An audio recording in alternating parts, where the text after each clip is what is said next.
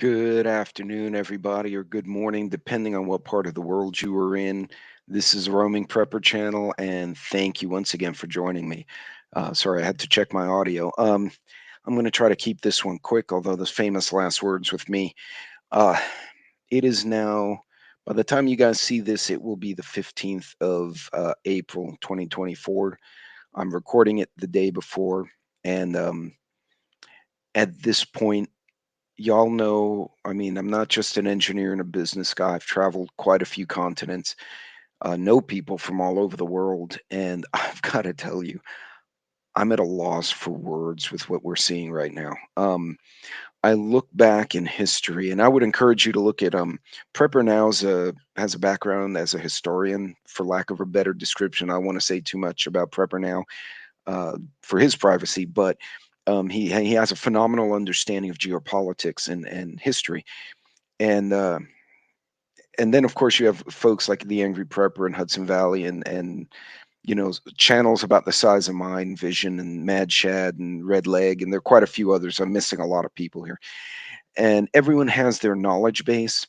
But Prepper now and I have talked quite a bit in the past about historical things, and we hypothesize how this would play out, and he probably will have way better things to say, like more coherent.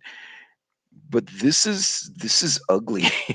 Within the last 48 hours, within the last week, not only did Israel attack an Iranian embassy in Syria to get at some Hamas people, but then they also killed Iranian leaders. So the Iranians went and fired a bunch of drones and rockets. And as of today, there's still fighting going on.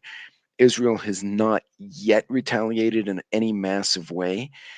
Um, but that puts a lot of things on the table, and it's concerning. I can't hypothesize what could happen. This could go in a multitude of different ways. They could just beat each other up and then call for a ceasefire. The bigger powers may come and intervene and say, "Hey, look, this is enough's enough. Let's stop." Um, the U.S. has been eyeballing beating up Iran for a while. This may give the U.S. and the UK an excuse to beat up Iran. Jordan would not feel sorry if Iran got its ass kicked. But then the question, what if they attack Jordan? That's an allied country to us as well. The Jordanians honored their agreement with Israel, even though they don't always agree with Israel. They're not friends with Iran either, and proceeded to shoot down everything that went into their airspace from either side, mainly from Iran. And they said, "We're not partaking of this crap. This is y'all's war, and we will not allow you to do flyovers with missiles, drones, or anything else." And so they started shooting rockets and missiles down, whatever they could within their ability.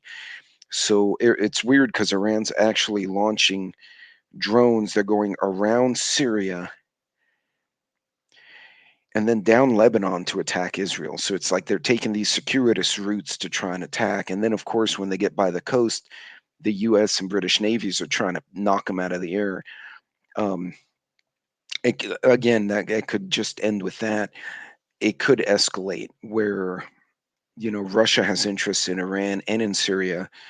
All of a sudden, we get into a fight with them. Now, keep in mind, all of this is just south of Turkey, which is just south of the Black Sea, and on the other side of the Black Sea, we have Ukraine, and it's blowing my mind that this is going on.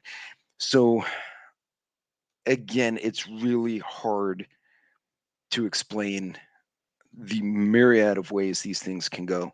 And I'm looking forward to Prepper now. I know the Angry Preppers touched on it. I'm looking forward to Prepper now or his crisis report to kind of throw some light on his thoughts with his geopolitical background or historical background. However, let's get to the nuts and bolts. Like, what does this mean for us? None of us, hold on, my screen's flipping out here.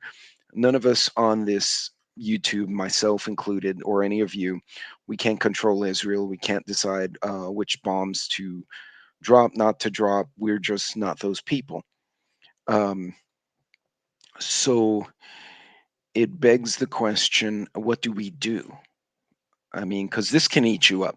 So I'm going to echo what a lot of other channels have because I agree with them and not go in a panic. First of all, do not run up your credit card. If anyone says you should run up your credit card. That person's an idiot. Okay, I don't care if they're an affiliate or not an affiliate, or they have whatever relationship with any vendor. Um, we all do, many of us do, and there's no reason for you to ruin your budget because I said some shit. Absolutely not. Check your facts and then check your budget.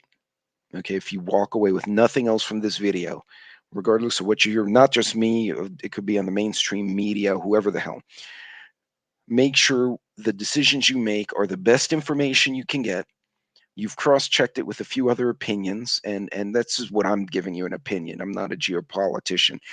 Um, and make sure you have your fundamentals down, which means continue to pay off your debt. I would recommend having a little bit of cash because the attacks between Iran and Israel were preceded by cyber attacks, just like Ukraine was. So cyber attacks are definitely occurring just before any major military movement, which makes me wonder about some shit that's happened in our country, but I digress. That's another video. Make sure you have some cash like you would for a hurricane. My own rule of thumb, if I need cash, I want enough cash, especially if I'm traveling, for 2 tanks of gas and 2 nights in a hotel. Now, if it's just me, I'll sleep in a janky hotel with a pistol on my chest. I don't care, right? So that's 20 to 30 a night, although I might get fleas or some other cootie in some of those hotels. But you get what I'm saying, right? So if you go, I don't know, the little Holiday Inn in the country is $50 a night, or La Quinta, so it's $100 for your hotel and 2 tanks of gas, say $50 a tank. I'm just spitballing here, right? $150, $200 if you need a roundabout number. Obviously, you have kids, that's more. If you have places to stay on your route, let's say I'm in Houston, I'm driving to El Paso. Well, I've got family and friends in Houston, family and friends in Dallas, family and friends in Austin, family and friends in El Paso, family and friends in multiple cities. I may not need the money for the hotel, but I might need it for more gas. I might need it for food. So, again, understand your situation, what could happen to you. If you don't travel, then worrying about hotels isn't a big deal unless you have to bug out and go somewhere else. Now, I will tell you right now, an atomic bomb would definitely be a good reason to have to bug out, right? Because that's pretty bad.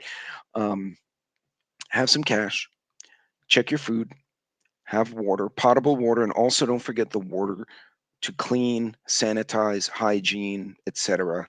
And for animals as well. Remember, if you got dogs like I do, you have extra mouths to feed, and they're going to need water as well.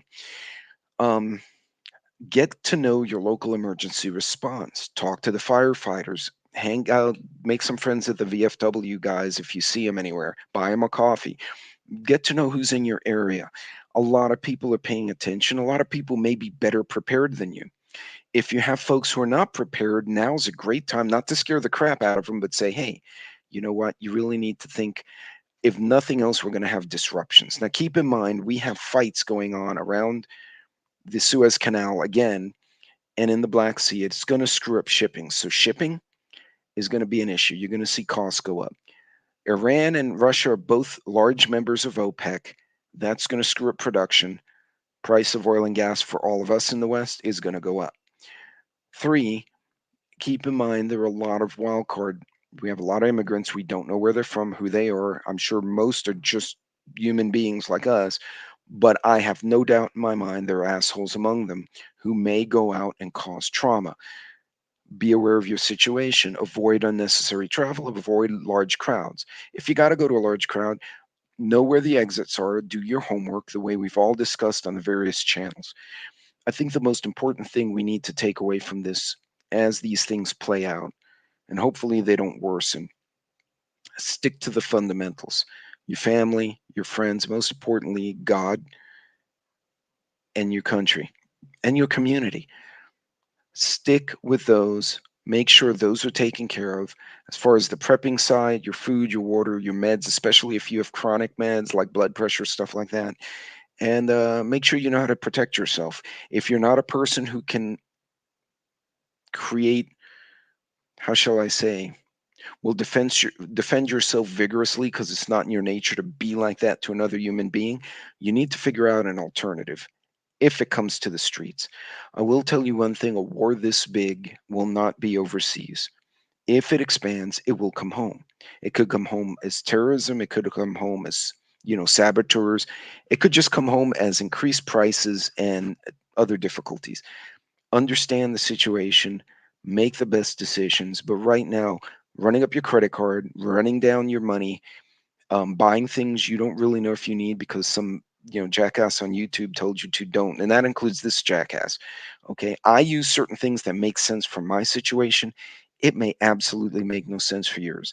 So do your homework, stay on budget, and reach out to the community, especially this online community.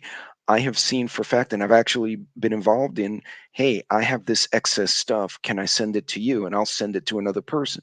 Someone else may send me something in exchange and say, hey, look, I have this product. We don't use it, but you might like it. I'll say, sure. And they'll send it to me. We're our own little mag.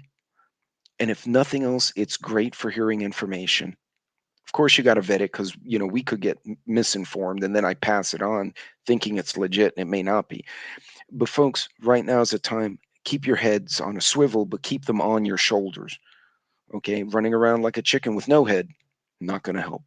I'm going to do a few more videos. I'll try and keep you guys posted as I hear things. Till next time, God bless, Godspeed. Be safe out there and be smart. Don't do reckless shit. Now's not the time. We'll see y'all later.